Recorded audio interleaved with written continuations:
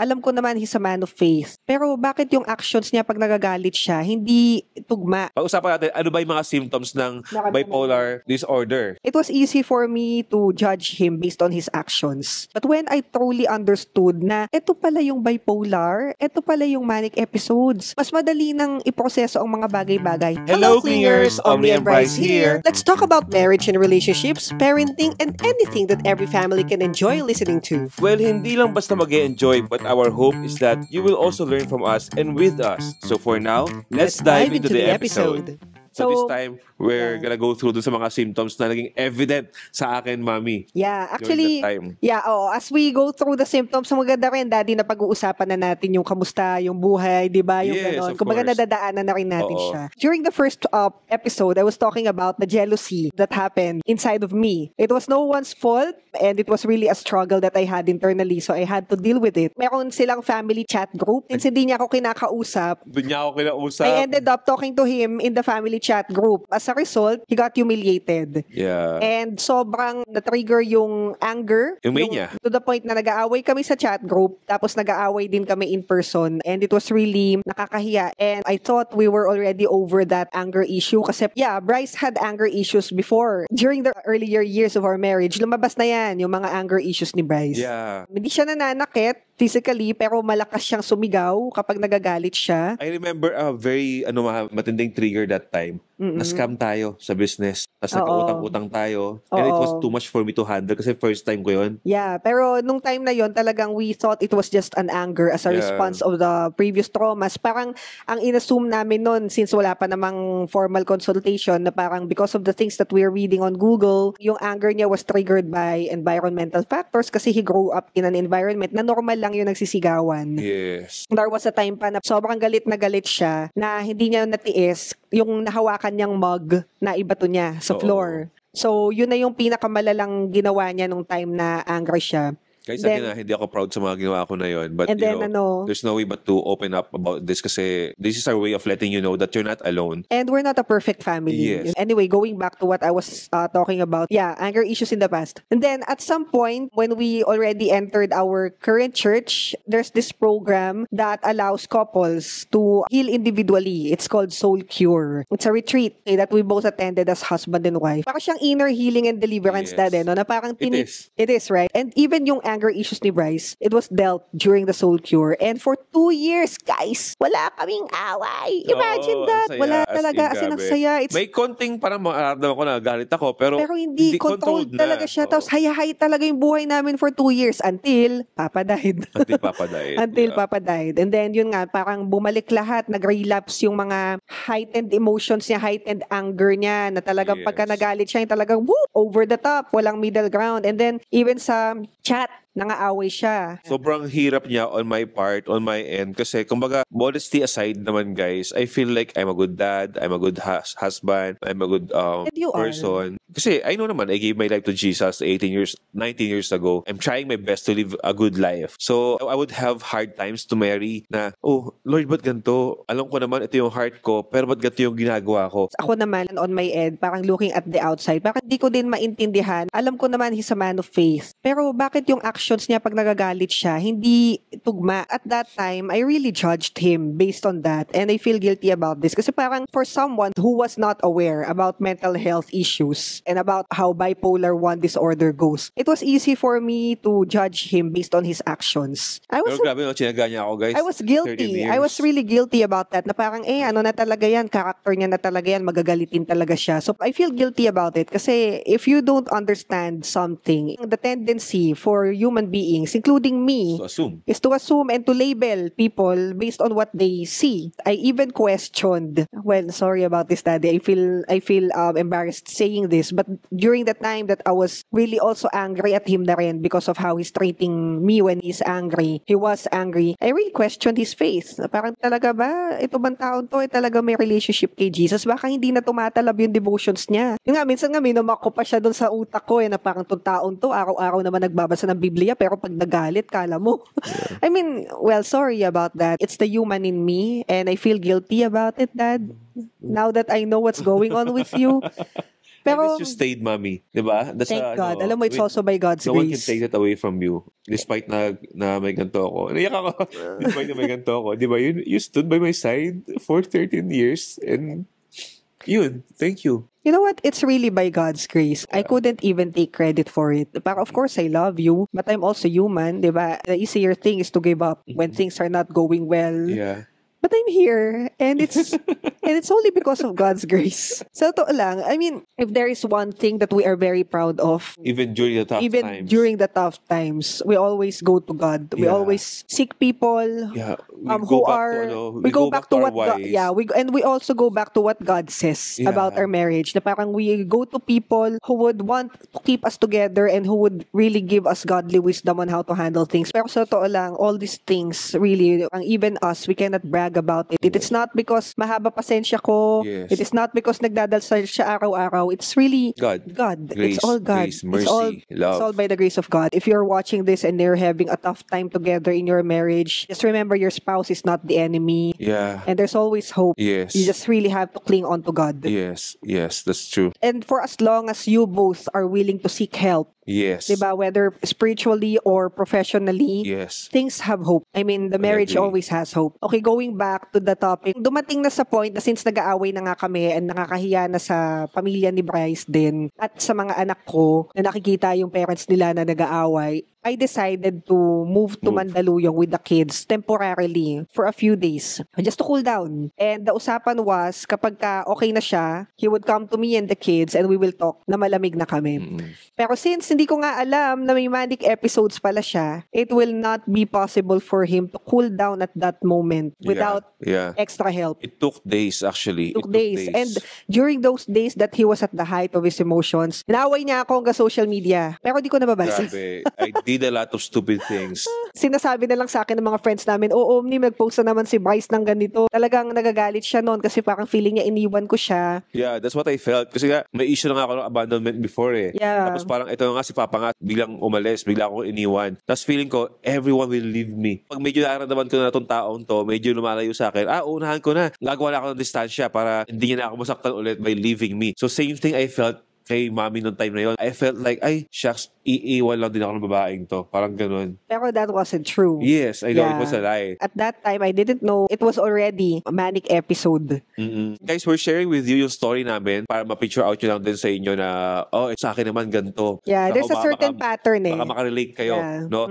But we're actually already talking about the symptoms din habang kinukwento namin yung story na to. Actually, pagka ginugol mo yung bipolar 1 disorder, sabi nga ni Dr. Deliosa, you Google it, may mga bagay dyan na matatagpuan mo sa sarili mo, pero din mga bagay dyan na hindi mo matatagpuan sa sarili mo. Because Yes. the patterns are almost the same, but iba-iba lang yung situation because iba-iba naman tayo ng kinakaharap na experience. Pero in his case, that was what happened. Na So, parang nung lumayo ako para palamigin siya at pag nag-usap kami, okay na siya. Mga 7 days lang dapat yon. He felt abandoned. Talagang ang tumatak sa kanya, iniwan ko siya kahit di naman yung usapan namin. And it was really the lies that were already balling up in his head and the manic episodes that are actually controlling him. All of a sudden, he's acting Malala weird. to, guys. As in, malala talaga. Ang rima doon, na kaya talagang alam mong something's wrong kasi everyone felt it. Yeah. Hindi lang ako. Yeah, Even parang our even friends people on who are not Facebook. part of our household, alam nila na Those parang who are may not mali. seeing the actual things na nangyayari. Oo, alam nila na parang, teka, parang ibang tao si Bryce. Yeah. Parang over But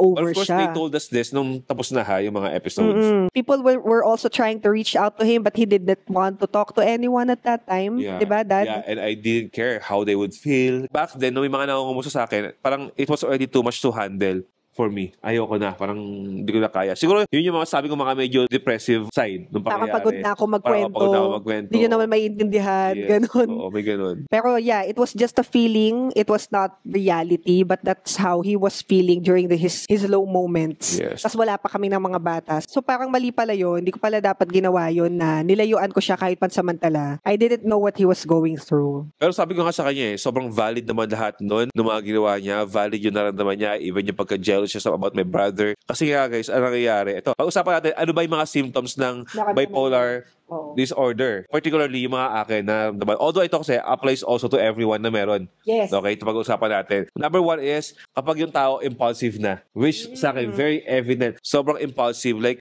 out of nowhere, maisip ko si Papa, pupuntahan ko yung kapatid ko, magko-coffee kami, kakain kami sa restaurant, tagang susulitin namin yung oras. Pag sinabi kasi impulsive, hindi lang yun yung bigla mong may gusto kang bilhin, di ba? Yung wala kang pakialam sa mangyayari. Wala akong pakialam even nung time na iiwan ako ng asawa ko. Yun, part yun ng mga symptoms na nangyayari. And sisigaw ako, paggalit ako, as in magalit ako ng todo, wala akong pakialam. Mag-post ako sa social media. Yeah, and suicidal thoughts. Suicidal thoughts, yes. Yeah. I had actually. Out of takot, yun, nagsabi ako kay mami, nag-open up ako sa kanya. So yeah, if you're hearing this, guys, and you happen to be able to relate to me pagdating doon, lakasan niyo yung loob niyo na mag-open up. It's important. So, ang ginawa ko, nag-open up ako kay mommy, and then, yun na, nag-seek na kami ng help hanggang na-refer na kami kay, sa psychiatrist namin, si Doc Deliosa. Tapos, aside from that, I would do risky things. I remember, nung nag-away tayo, mami, nang galing tayo sa camping, sobrang galit ko, derive ko na mabilis yung sasakyan. Sobra, as in, nakakatakot, kasi nga galit siya. Grabe yun. Heightened yung mood ko. Oo. So, parang yung symptom na pala yun. Symptoms na yun. Tapos, ano pa, I talk a lot. Pag nag-uusap kami ni mami, parang hindi ko siya pinakinggan. Parang hindi ako ready to listen. Yeah. Laging kailangan, ako lang yung magsabi. Ako lang yung magsabi. Hindi Tapos, ako pwede sumagot. Hindi ko na-realize. Kasi pag sinagot ko siya, magsasalpukan kami. Oo. Hindi masasolve yung problema. Kasi ang kailangan niya, magsalita na magsalita para bumaba yung emosyon niya. Dati kasi nung di ko pa naiintindihan, sasagot din ako, syempre. Oo. Di ba? Pero nakakatawa, mami, kasi remember, I would always also tell her na, pag okay kami love, pag galit na ako, huwag mo sasabayan. Kasi medyo may awareness I learned na that ako. the hard way. Medyo may awareness na ako na ganun pala. Pag galit na ako, hindi ako pwede sabayan. Naturally kasi mabilis na akong salita. Mas mabilis pa ako mabilis magsalita. pag galit siya. Oo, pag galit ako. As in talagang, tsaka non-stop, parang hindi humihinga. Yeah, so that's one of the symptoms. And lastly, isa sa mga evidence sa akin na symptoms would be I couldn't sleep talaga. Matutulog ako pero sobrang konti lang. And even if matulog ako ng late, let's say natulog ako mga 2 a.m. na, kaya kong gumising at 4 a.m. para ipag-drive siya to work. Kasi hindi siya feeling bangag Yes, I'm so as in, okay. ganun, parang sobrang high energy level. And magugulat ako kasi I didn't expect that kasi alam ko pag ako puyat talaga, wala akong gana magtrabaho the next day or hindi ako gigising ng maaga. Gigising ako at 4 a.m., 5 a.m. 2 a.m., ganun. Ipag-drive ko siya from Bataan to Taguig, Makati, and just okay. Tapos masaya pa ako. Imagine mo, wala akong tulog pero yung energy ko, grabe. Sabi nga ni Doc, di ba? Para kami internal shabu. Oo. Ganun yes. pala siya. Dahil nga namatayan ako, dahil nga nawala si Papa, akala ko back then, effect lang siya nung gusto kong i-maximize yung araw. Yung gusto ko lagi akong gising kasi every minute counts. Suddenly, every day counts. Suddenly, every sleep is not so important anymore. Kailangan gising ako para mas ma-accomplish ko to, para mas makapag-spend ako ng time sa kapatid ko, sa mga anak ko. Alam mo yun, I was trying to maximize every day. Feeling ko anytime, yung kaibigan ko baka mawala. Tapos meron pa akong yung mga feeling pa ako guys na I would attend reunions. Dati kasi hindi ako basta-basta attend ng reunion. Pero ito, naging akong umattend ng reunion namin kasi feeling ko I have to meet that person na. I have to maximize that day. Kasi baka bukas wala na siya. siya. Yeah, so those are the things that he experienced na symptom na pala nung kanyang bipolar 1 disorder and manic episodes. Yes. So, ibig sabihin guys, pag may bipolar pala. Ay, hindi, meron pa. Ano pa? Hindi ka maka-function. Ayos, oo. It's hard for me to function. Like, parang yung may mga... Ang kulit no? May mania ka na high energy pero may days na hindi ka naman makagalaw. Kasi yun nga. Pero mania, tapos depression. Oo. Yun siya. So, pagka natapos na yung mania niya, biglang boom naman yung depression. Pag sabi kasi may bipolar disorder, roller coaster ride siya. When you say roller coaster ride, pataas, tapos sobrang baba, sobrang taas, sobrang baba ng energy. As compared to, normally, dapat caterpillar lang, di ba? Swabe lang yung taas, baba niya. Yung depressive side siguro sa akin was yun nga, it's hard for me to function. Parang kung hindi pa deadline ng project namin, hindi ako makakapagtrabaho. Ganun. Since na-go through mo na yung symptoms, love, na kwento na rin natin sa kanila ano yun nangyari nung time na yun. Na parang, what made you decide to come back? Yun nga, nung finally nagkabati din tayo, di ba, we went back to Antipolo. What made me decide? What made you decide? I don't know. Basta, kasi guys, eto I don't wanna sound overly religious about this, pero ito talaga siya. Kahit nung nasa dark season talaga ako, I would always talk to God na, Lord, one day I pray, gigising ako, okay na. kasi ang hirap na to. Hindi nawala yung hope. I think ayun yung good side naman nung hindi ako depressed. Hindi nawala yung hope sa akin. I really hope na sasagutin ng Lord yung prayer ko na one day I would wake up and okay na ako. And true enough, on our 4th month ata, nagising ako one day, I felt like I want to go back to our old life. Tapos He wants to be himself again. I would always tell mommy na, love, I miss myself already. I miss our family. I miss yung tayo-tayo lang. But then, nakakatawa kasi may guilt feeling pa ako na to na parang, shucks, ang selfish nung idea ko na may mama is grieving, may siblings are grieving, tapos gusto ko silang iwan. Okay, mga 3 weeks yun. Like, sabi kay mami na, love, I wanna go back. I miss myself. I miss my old self. Hindi ito yung gusto ko. I miss ko na yung nag-bonding tayo, nag-movie time tayo palagi. Tapos yun na, I asked friends to help us pray about it. Kinonsider namin yung pag-move back sa Antipolo. Dapat kasi, babalik kami dito kapag sariling bahay na namin, yun yung usapan namin. Pero ngayon, we went back kahit hindi pa namin sariling bahay, nag-rent pa lang kami. So, yun, it was really enlightening moment for me na nagising ako na parang God was telling me, God was impressing to my heart na, okay anak, close that chapter na. Sorry, naiyak ako. Kasi that was really a very important day for me nung I could feel in my heart na God was telling me to close that chapter, that dark chapter of grieving and start a new one, start rebuilding our family, start getting back yung mga nawala. That was so important for me. Kasi yun yung nagising talaga ako na, kailangan nang bumalik. And yun, ginawa namin ng paraan. Tapos nakakatawa kasi mga 2 days pa lang, nag-aas lang ako ng prayer sa mga friends namin kung saan nauwi yung kwentuhan namin hanggang nakapag-decide na kami na bumalik na ka ng Antipolo at nakakita kami ng bahay tapos perfect pa yan, vlog ready na rin and all. Actually, appreciate ko din kasi I think one of the things din that helped you realize that si ate din, na parang kasi his family or his siblings were also very gracious enough to tell him na, Ton, di mo kailangan bitbitin lahat. Kasi his tendency back then was to put so much pressure to himself na hindi naman kailangan, na parang feeling niya, parang i-spread niya yung sarili niya too thinly, trying to be that someone that they needed at that moment. Kasi nga guys, heightened emotions. Yung gusto ko sobrang concern ako sa kanila, sobra ako mag-alala, feeling superhero, ganun taga pakiramdam ko noon. Parang siyang superhero syndrome. Until may ate told me na hindi mo kailangan intindihin lahat. Isa yun sa reasons kaya napapray ako lalo and highly consider to start a new life again. And yun, thank God, come August 1st week, we're officially back to Antipolo. We officially started a new life. And Bryce was so looking forward to really focus on the family. Yes. Until boom, may mga nasaktan pala kami mga tao along the process. And again, it's valid naman. Yeah, so, and he had to, of course, apologize to many people. It was hard.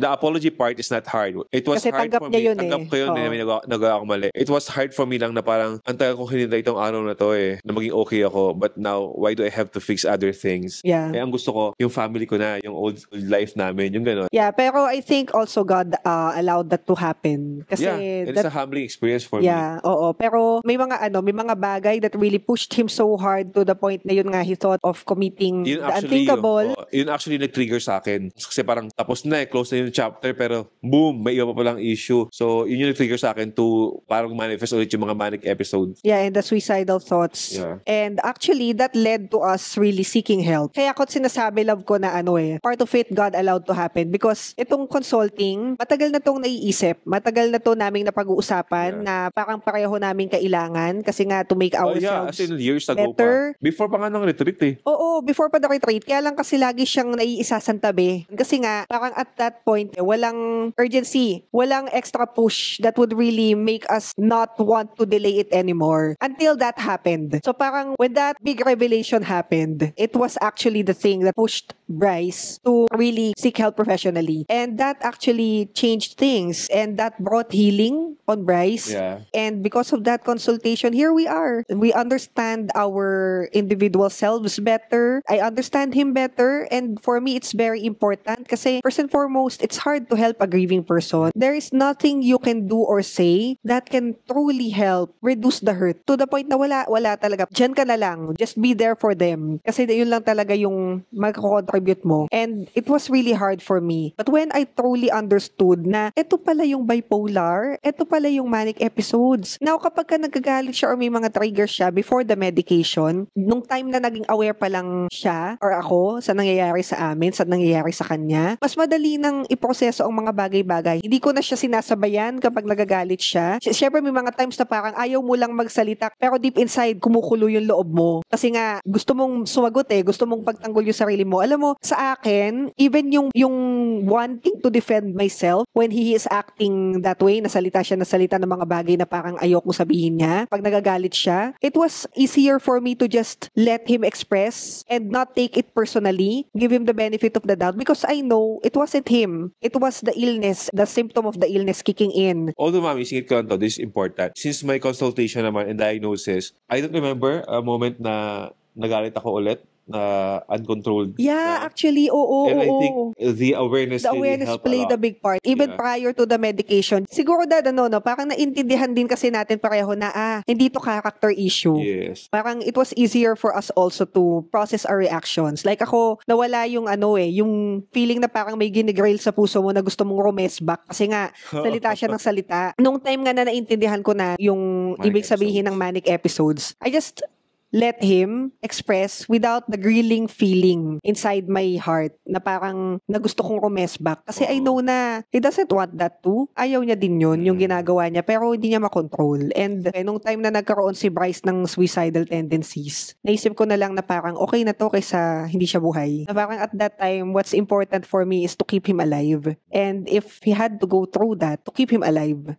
So, I just let him be. Actually, I realized, mami, naging open ako bigla sa maraming bagay because of this. This is really a humbling experience. And na-realize ko, isa sa mga naging open ako about is possibly, noon pa, meron na talaga ako nito. Hindi lang nagagamot. Nagagamot, oo. Tsaka hindi lang singlala na itong recent na nangyari. Kasi nga, again, pag sinabing bipolar disorder, hindi naman necessarily kailangan present both manic and depressive state. And we never imagined. Manic lang. Yeah. Parang, hindi namin naisip ni sa hinagap. Ako guys, nung sinabi to, parang shucks, sino mag-aakala na yung masiyahing daddy ng The Clingy Fam may bipolar pala? Parang ano pa nga parang siguro depressed siya kasi nga grieving. Siguro may anxiety attack, ganun. Pero di talaga ni sa hinagap, di ko inisip na bipolar disorder.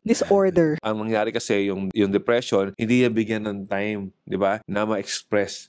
And the intensity of grieving was too high kasi nga, shocking denial. Kasi nga shocking talaga siya dahil nga sudden siya. So I realized, guys, one thing that I've learned during the consultation, we have to respect our emotions. Hindi pwede yung nagkipatan tayo, matibay tayo lagi, pero deep inside pala, may nangyayari na. No? Grieve if you have to, cry if you have to. Ako lang kasi guys, talaga yung situation ko back then, parang hindi ako nabigyan ng chance kasi nga, anak akong lalaki. I'm a son to my mom. Kapatid ako sa mga kapatid ko. Tapos asawa pa ako. May work pa ako, content creator, at tatay pa ako. Ang dami pinaghati-hati. So parang sa akin, yung grieving, wala na akong time for that. Wala na akong time to cry. Although may mga episodes naman, umiiyak din talaga ako, pero alam ko, di lang yun And this situation also made me welcome Papa's death. In a good way. In a good way na parang and accept talaga in a good way na nangyari na siya Wala namang choice at the end of the day but to accept, di ba? But it doesn't mean kakalimutan mo na umiyak, kakalimutan mo na malungkot about it. Pag naalala mo, iyak ka pa rin. Okay lang yun. Ang ganda nung sabi ni Doc Deliosa about Papa. Sabi niya, your father didn't really disappear naman. He's still there and still connected with us and still teaching me a lot of lessons. Sorry.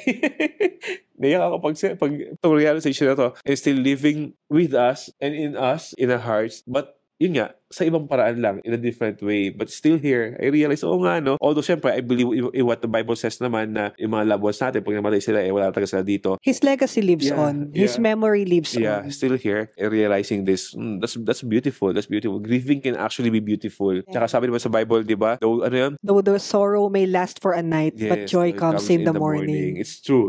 Joy can come in the morning. He gives and takes away. Yes. Yeah, plus yun nga. Blessed be His name. Yes, wala makapagbago. God is still God. The Lord is still Lord. Nakakatuwa lang kasi this time, I understand myself better. Like yun nga, nakwento namin kanina, I can't help but still feel grateful after this diagnosis kasi it led you to this. Yeah, I feel like I'm a better person pagdating sa mga pamilya ko, sa mga tao sa paligid ko. I also feel like I become better in understanding other people. Yeah. Pag naalala ko yung mga... I get that same feeling too, Daddy. Kasi parang ako naman, looking from it on the perspective of a wife, when we started consulting, the awareness about what's going on really helped me deal with him better and understand mental illness better. Kasi totoo lang po, I'm the type of person before na parang iniisip ko, shake off ko pa. May season kasi na parang sobrang daming depressed. Oo. And then, I was like, sure ba silang depressed sila? Kasi baka malungkot lang sila, tapos na-label nila as depression kasi uso. I was like that. Parang you were questioning until I met people who are actually going through it. And now your husband is going through And it. now my husband is going through a mental illness of his own. And now I'm an advocate. I mean, these things are happening. And also, the beauty of awareness and understanding is that it's easier also to give people the benefit of the doubt. You know, you will encounter people who do things na hindi mo maintindihan ba't nila nagagawa yun. And knowing about the existence of mental illness, it is easier for you to develop a certain level of compassion that will seek first to understand than to judge. Right, that's true. Diba? Tinanong ko kasi si Doc, ako personally, paano yun? Kung may mga episode siya, how can I stop him from doing stupid things? Kasi nga, syempre, I don't approve of the things that he do when he had his episodes. Declare ko na had na yun. Kasi, nung sobrang peak kasi guys, nag-post ako sa social media. Rant siya, ganun, ginawa niya, diary yung social media. Cursed. But I don't agree with the things that he did during the time that he had episodes. But now that I know, and the doctor said that when that happens, you really cannot control it until you medicate. Diba? It was only the medicines that could really balance his emotions, help him stabilize his mood. Yeah. Then, it really helped me a lot. Kasi at least now, I have hope na pwede naman pala talagang patigilin siya na gumawa ng mga bagay na hindi magiging maganda ang resulta through the medication. Yeah. Itong problema namin na to, meron naman pala talagang long-term na solusyon. Yeah. And the awareness really helped us. You know, we have friends who started messaging us after we revealed the suicidal thoughts and what happened and the diagnosis. And we realized that we are not the only ones experiencing this. And a lot of people are actually going through the same things. And we hope that little by little sana the stigma will be gone. Yeah, because you know the problem with people who are suffering from mental illness is that not everyone wants to talk about it. And not everyone is willing to understand. Yes. Na parang some people would even judge. Yeah. Or question the existence of it. Yeah. But, you know, there's no harm in really finding out. Since you mentioned the word question, Mommy, I remember a lot of times I would also question myself, even my faith. I would beat myself up na parang hindi ko nga ma-marry yung thoughts na how I can be a good father, good husband. But at the same time, I would shout when I'm mad. Pag nalulungkot ako ng sobra or may mga trigger lang konti, hindi na ako makatrabaho ng maayos. You know, it was really hard. But this awareness, this diagnosis really helped me understand myself better. Now, I don't beat myself up anymore. Ano nga sabi ni Doc it's not your fault. Oo, diba? Parang, yun. Kasi lagi sinasabi, yung daw character... It's your choice. Oo, ganon. it's your choice, di ba? Lagi sinasabi yung character ng tao lumalabas during the tough situation. Parang sabi ko, ang pinanghawakan ko na lang, okay, sige, lumabas yung mga ganito ko. Pero I hope lang din na nakita ng family ko na during my tough situation, I was really holding on to my faith. And for me, that means a lot. I saw that. Pero syempre, deep in my heart, I would question myself, shucks, ganito pala yung character ko. Pero, you know, pag lapit ako, titignan ko yung character ni Lord. No? Pag si Lord ba, ganito niya ba ako tinitingnan? Di ba? Kung ako nga tatay love na love ko mga anak ko, paano pa kaya si God? Doon ako bumabalik palagi. Pero ngayon, mas maganda na, pati yung relationship ko with God, I feel like mas swabe. Ako naman, connected pa rin sa sinabi ko kanina na parang it's easier to give people nga the benefit of the doubt. And actually, understanding that mental challenges really exist, it also helped me have a paradigm shift. Kasi di ba, you know, self-help books will teach you na parang it's all your choice. Di ba? Na parang what you do with your emotions, lahat yan, it's your choice. But you know, guys, learning about mental health conditions, I realized it's not true for everyone pala. There are people who are doing things because they're going through something. Yes. And they also don't like what's happening to them. But they have an illness. Like any other illness, you cannot control the symptoms and the effects and the pain that comes with it. The only thing you can do to stop it is to find the right medication or therapy that can actually help you get away from it.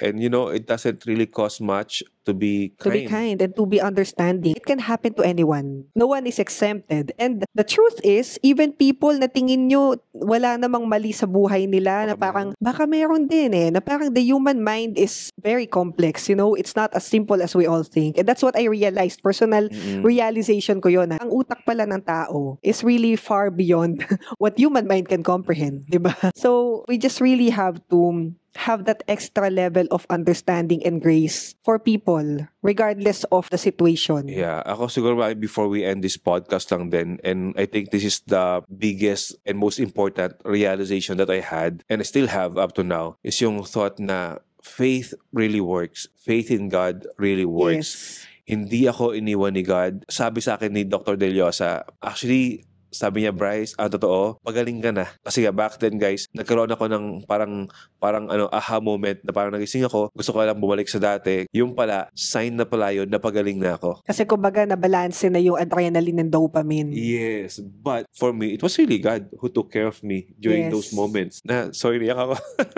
Na kahit walang medicine, pwede palang gumaling. Sabi ng doktor sa akin, actually, Bryce, kahit walang medicine, tingin ko pagaling na yung may niya.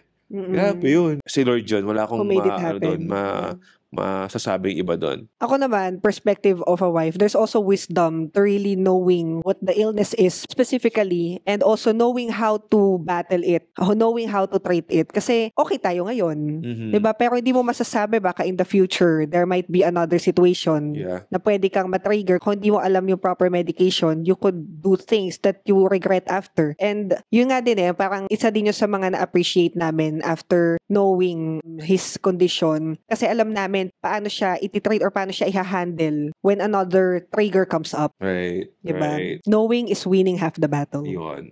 Totoo yun when they say na knowing is winning half of the battle. Yes. So we're a winner. Or knowing the problem is 50% of the solution. Yeah. So we're winners. We're winners. Kapit lang. Yes, you are Ka-faith victorious. Lang. Yeah, you're victorious. So again, guys, if you're going through something like this, you can message us. If we are available, we will reply to you. Talk to someone else. Reach out. Don't hesitate. And pray. God is listening. Yes. God loves us more than we know. Yeah. And more than anything, if you really think that you are experiencing the same symptoms or kahit hindi same symptoms, or if you sense that something really needs to be corrected, don't be afraid to consult. Kasi pwede namang sabihin din ng doktor na nothing's wrong with you, stressed ka lang. That's the beauty na parang especially with Dr. Randy. Narinig ko to from the person who referred him to us. He's not the type of doctor daw who would tell you na may diagnosis ka or may sakit ka just for you to keep coming back. He can tell you kapag wala ka talagang sakit. Alam mo yun na parang kung ano lang yan, kung season lang yan or burned out ka lang, he can tell you that. And I think a lot of the psychiatrists are also capable of doing that. So if you know someone, don't hesitate to consult kasi it really has a lot of benefits. If you don't have it, then well and good. At least alam mo, nothing's wrong. Nothing needs to be treated. Pero if you have it, even the slightest symptom, it is always best to catch it early. Yeah, and to treat it early. Kasi that means parang it will be faster to heal when you catch it early. Yes. So catch me when you fall. You apply it. Okay, so that's it for today's episode. Napahaba tayo. Sarap magkwentuhan. Sarap na kwentuhan. Anyway, thank you for joining us on this podcast episode. Thank you for listening. Talk to you again soon. Bye-bye. Kapit lang. That's it for this episode. Again, you are tuning in to Omni and Bryce, the family podcast. If you like this podcast, share it with your friends and don't forget to tag us on our social media at Omni and Bryce. Usap tayo ulit soon!